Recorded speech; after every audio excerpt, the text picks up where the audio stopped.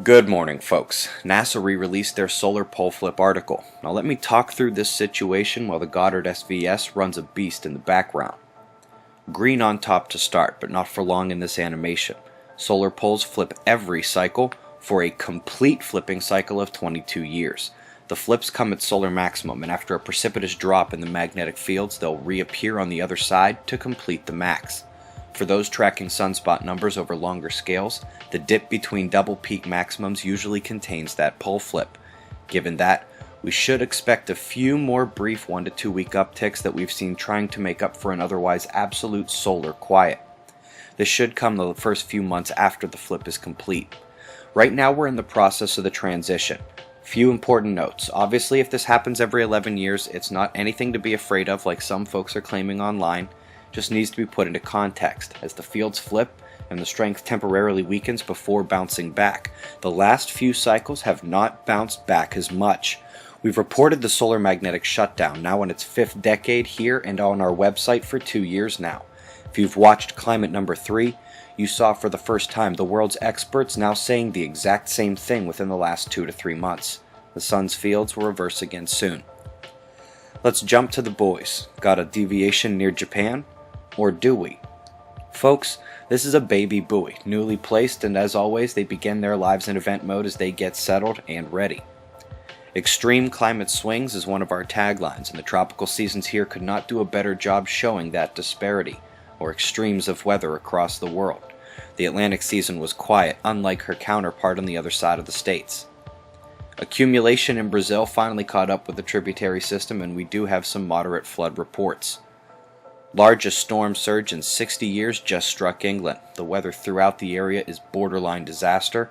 I'm curious to hear the extent of those initial Scotland wind bursts if any locals care to share. Speaking of climate extremes, if you were in the US in a t-shirt early in the week and are now game planning on how to break through the inch-thick shell of ice covering 10 entire states and which is also under 4 to 10 inches of snow, then you know what I mean. Short version is that the highs are higher and the lows are lower, and the temperature swings are just one part of the back and forth we should expect going forward.